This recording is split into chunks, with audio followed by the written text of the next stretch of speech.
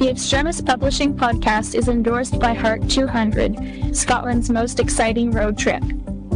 Find out more at heart200.scot.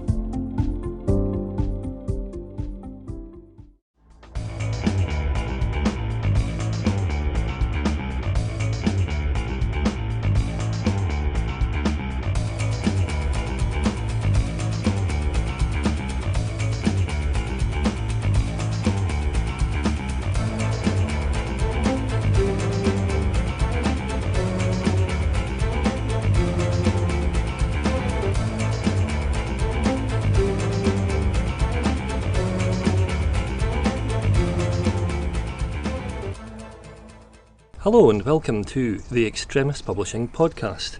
I'm Tom Christie, and it's my great pleasure to be joined today by Scotland's favourite archaeologist.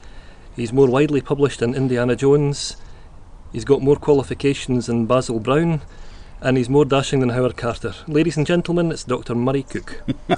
Hi Tom, thank you very much for that fulsome praise of an introduction. Excellent.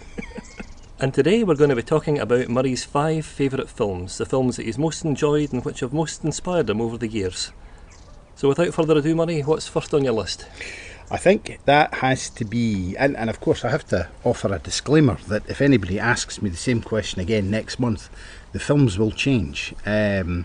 So that question of the top 5 is always tricky, but Yojimbo by Akira Kurosawa, which of course is the famous black and white Japanese film from the 50s about a Ronin who kind of is up to no good but actually has a heart of gold. That's the interesting thing about Kurosawa, isn't it? It's difficult to overstate just how influential he's been to Hollywood.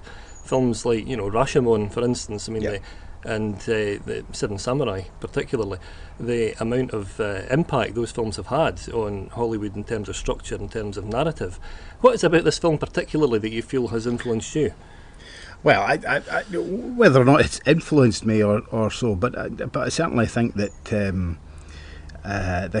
these now almost Hollywood stereotypes. The lone hero battling against good, the use of the samurai sword,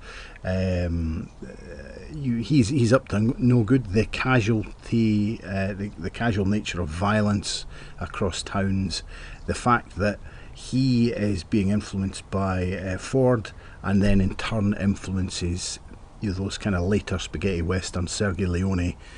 So you've actually got Hollywood reinventing itself, or the Western reinventing itself from its golden era back through, and of course famously with A Fistful of Dollars,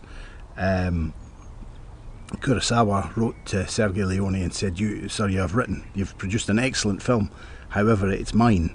And then there were legal proceedings, because it's A Fistful of Dollars is literally the plot for plot, and of course, in turn based on Dashiell Hammett's Red Harvest, going back to the kind of pulp fiction of the pre-war and American period. So fantastic stuff, all of them. I mean, avoid the Bruce Willis Red Harvest film though, which is not very good, but A Fistful of Dollars or Yojimbo, just fantastic stuff. Yeah, I mean it's really incredible actually, that cross-pollinisation of different genre, because George Lucas was hugely influenced by Kurosawa, and you can see in Star Wars, the initial 1977 Star Wars, just how many of these influences make it into the film. Yeah, I have tried Hidden Castle a few times, which is apparently the kind of most direct influence for Star Wars, and I am ashamed to confess it's beyond me. I'm going to stick with Yojimbo and the Seven Samurai, Rashomon, as you say, and even those later films, Ran, get a bit beyond me. Throne of Blood, the remake of Macbeth, is very good, but there we go. And what have you chosen for your second film? Well, it has to be a Fritz Lang, and I was struggling with Metropolis or M, and of course there are multiple versions of Metropolis, given how old it was and how much it was cut around, and there is the most complete version, which I cannot remember when it was. It's the most recent reissue. That's excellent. That's well worth watching. But I think I'm going to say M, because while Metropolis feels like a period film that people should watch, M actually feels very close to a modern thriller, and of course one of the very early films that use sound, and the sound plays a critical role in the development of the plot. And actually, to give you an idea, this is a 1930s film, and the Peter Lorre, who also flees Nazi Germany along with Fritz Lang and so many other people, plays a child-killing paedophile, and society decides to hunt him down. Now, it's very, very strong material, but the film is amazing, and actually, yeah, for me, possibly the first modern thriller. Yeah, I mean, it's an absolutely jaw-dropping performance from Peter Lorre. I mean, a lot of people remember him for his excellent comedic timing in films like Arsenic and Old Lace, but this was a totally different side to him, wasn't it? I mean, really strong stuff. I mean, he is. I mean, just as I suppose, famously Hitchcock lets you have some level of sympathy for the killer and for Bates in Psycho. So Fritz Lang gives you some level of sympathy for Peter Lorre's character, and of course the M of the title is M for Murderer, which actually survives the translation from the German, of course, because it's an M that appears. I'd never thought about that. Now, you mentioned, of course, Fritz Lang's incredibly evocative use of music and sound. It was an astonishing find when they discovered that uncut version of the film in Argentina. But I have to ask, I mean, do you prefer the Queen soundtrack, or do you prefer, are you a purist? Do you prefer the original? I have. Let's put it. You're. Thank you for reminding me. I mean, it's the Argentinian one. I thought it was always worth watching, and it was great. But actually, when you find that extra material and the chase across the cathedral rooftop towards the end, I mean, it's amazing. And of course, yeah, as you say, those iconic images of Maria as the kind of robot made flesh, and the evilness of those, and then the workers marching into the machine as Mammon, fantastic stuff. But yeah, no, I definitely as complete a version as possible. Yeah, and it all fits in curiously to a much wider tapestry of Eastern European commentary about technology and society and the connections that exist between them. I think of Karel Capek's RUR film, novels like that, that had a huge impact in popular culture, and in many ways kind of predated people's views of things like communism and the means of production, things like that. These were really big topics to be grappling with at that particular historical point. Yes. Now he's the chap that first comes up with robot. That's excellent, and I suppose those themes of alienation find themselves in Kafka, and the transformation, which actually you just have to keep rereading that. What is going on? But actually, what really is happening? Is he really becoming a big giant tortoise? Cockroach? I just imagined him rolling on his back, or is he? Is it all in his head? And it's just a kind of a mental condition. Certainly the trial, I always wonder about the trial, what exactly is going on in the trial, however. So Akira Kurosawa and Fritz Lang are both real auteurs, and in the genuine sense of the word. Is that something that's common to the third film that you've chosen? I do. I mean, I think I like well-made thrillers, well-made action films. So although a bit of a tangent here, I think I am going to talk. Well, I suppose it's the ultimate. It's the ultimate auteur producing a thriller, which is Orson Welles' Badge of Evil. Now, I can't remember if Badge of Evil is the American name or the British name, but famously, prior to The Player, this had the longest opening shot, tracking shot of any film ever made, and Orson Welles did it as a bit of a challenge. This was after his peak. He is morbidly obese at this point. He even puts weight on. The film isn't as well known as it might be, because it features some actually dubious Mexican stereotypes, because the novel is a kind of pulp fiction set on the Mexican border, and Charlton Heston wears blackface or makeup to appear Mexican. But that for me is his last hurrah. And yeah, you know, you can look at Orson Welles, The Magnificent Ambersons, all those things, and you just see a diminishing talent. This is this kind of final excellent, and certainly better than any, I would say better than anything like Chimes of Midnight or F for Fake, or all those latter attempts at Shakespeare, Macbeth, which is flawed. Although I would have loved to see the Voodoo Macbeth in Harlem, but I mean nothing survives of that. But you can really, that incredible talent to do theatre production, then to do War of the Worlds, to do Citizen Kane, absolutely astonishing. Yeah, because I mean, Citizen Kane is so often, I think possibly because of the innovation, the technical innovations in that film, so often cited as being one of the most influential ever made. And as you say, it's an intriguing career that Wells has. I know that certainly in more recent years it's come up for all kinds of analysis. You see, for instance, Richard Linklater's film Me and Orson Welles, which gives a very different take on Welles in terms of his stage career. What is it, do you think, makes people continue to be fascinated by him as a director and also as a performer?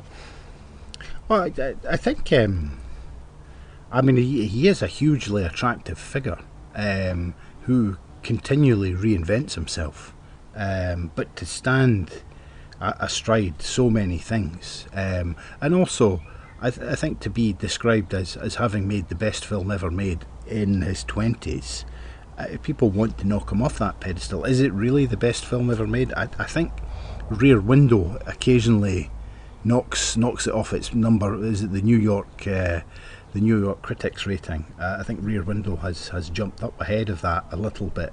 But you know, just he transforms himself, he throws himself, but equally he's so flawed. I mean that eating habit. You're kind of vaguely thinking about Marlon Brando in Apocalypse Now, where you've got this incredible individual just gone to seed, but yet still with glimmers of genius. Although I personally think Marlon Brando's overrated, and that final scene in Apocalypse Now is as much due to the editing of the director.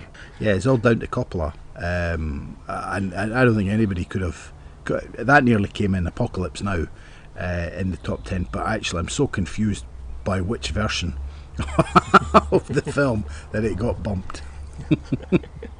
It's interesting you mentioned Rear Window, another fantastic film. It's a film I really rate, actually. I think it stands up there with Hitchcock's best.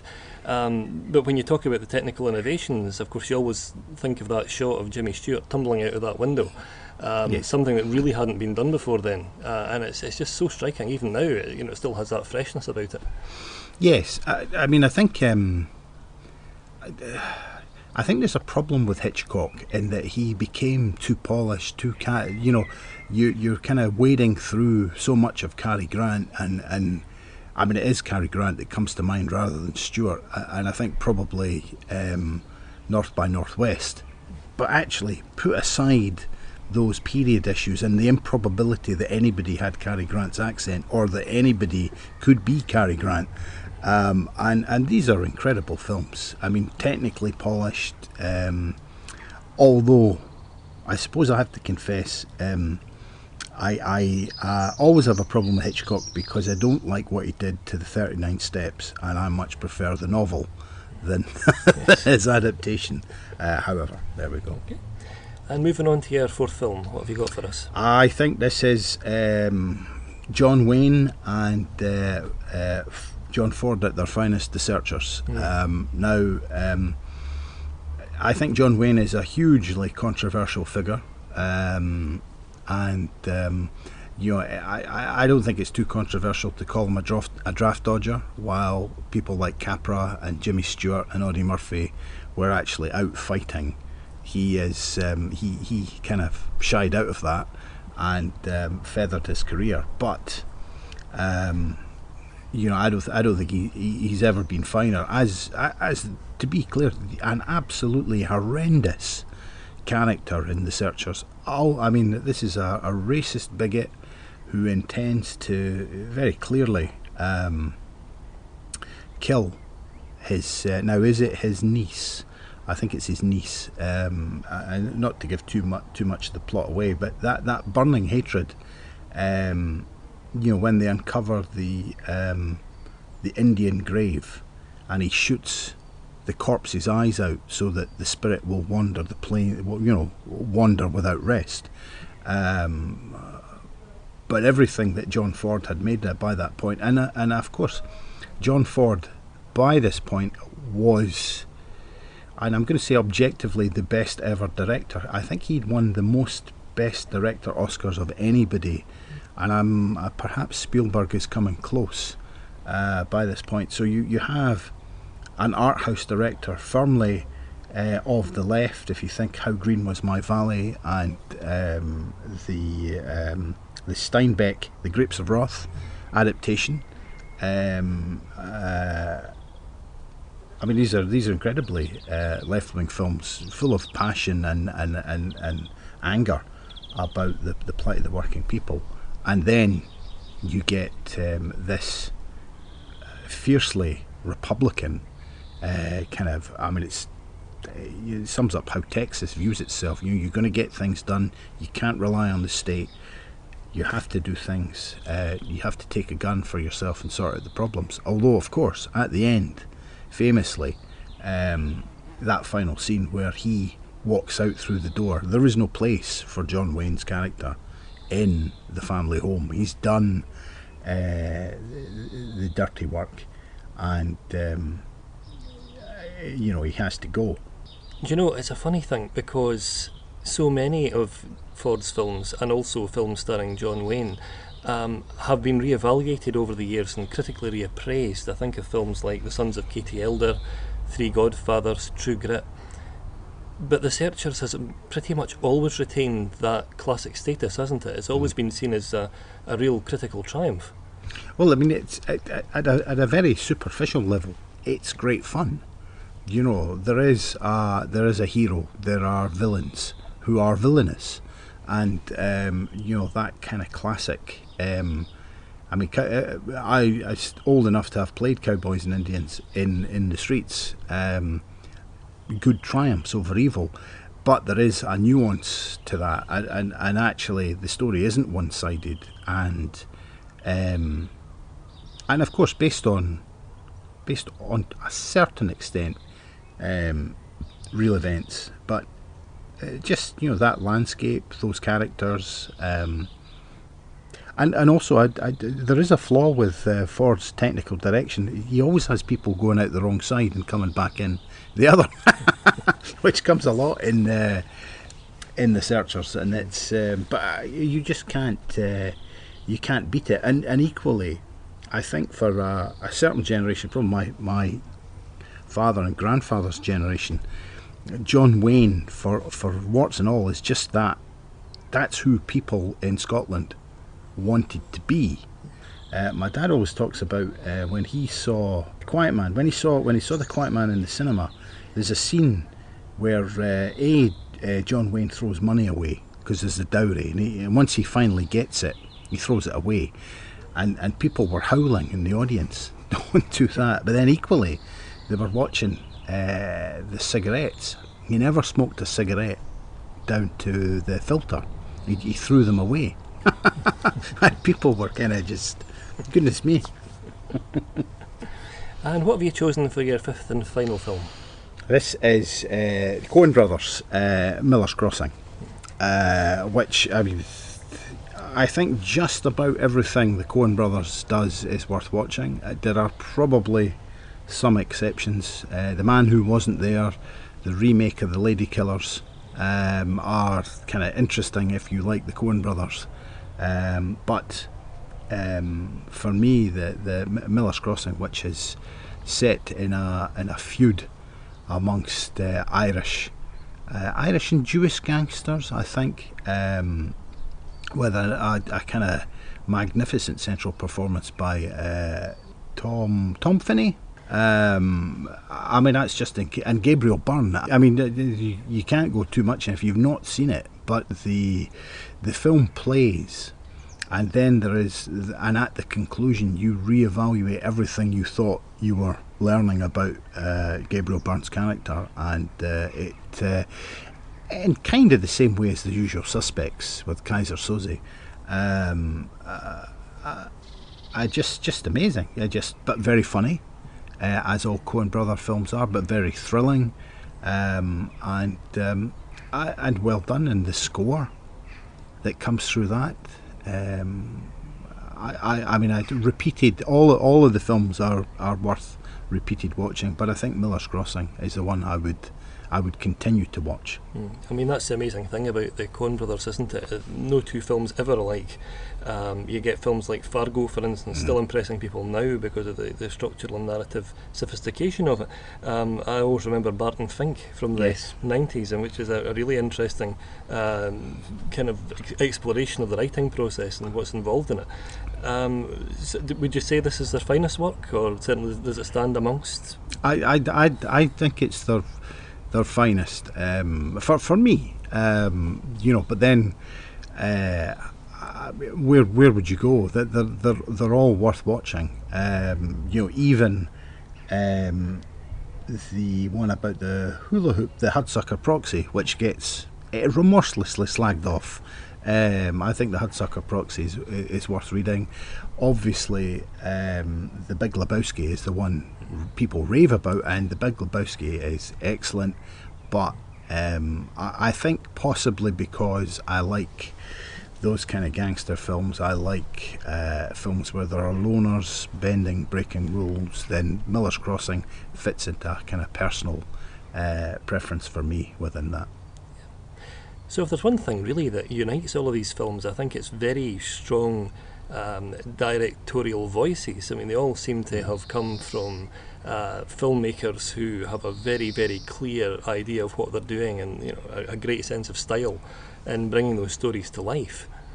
Oh, definitely. But I think equally that you're not going too far down that auteur line. I always remember, and you might have seen this, Tom, very few people have, Martin Scorsese's thesis film, what's that called, Quartet, which features The Big Shave, and I remember watching it and I go, why am I actually watching this? I could be watching something fun. I have watched a fair number of films that you feel that you should watch, be the Griffiths' Birth of a Nation, which is very hard to watch and horrific, but kind of from that filmic technique, but I think you want a strong narrative, you want a plot that makes sense, and as that kind of material to a gifted director, and Orson Welles, going back to The Badge of Evil, again, which I think there are 3 different versions of that. There was his original cut, the studio release cut, and then he left extensive notes, and then there are 2 further versions, depending which cut you want to go. But they're all incredible, and actually, material that was probably fit for the bin with Welles's direction is incredible, and a tour de force for a man who had by that point apparently been washed up for a decade, if not more. Well, it's certainly been a really interesting travelogue of various different Hollywood styles, people like Kurosawa with very independent voices, truly independent takes on what filmmaking can produce. So thank you very much, Murray, for having shared with us such an eclectic range of really fascinating films. Oh, thank you, Tom. Thanks for asking. It's always good to elaborate. Thanks very much for joining us today. I hope that you'll join us again soon.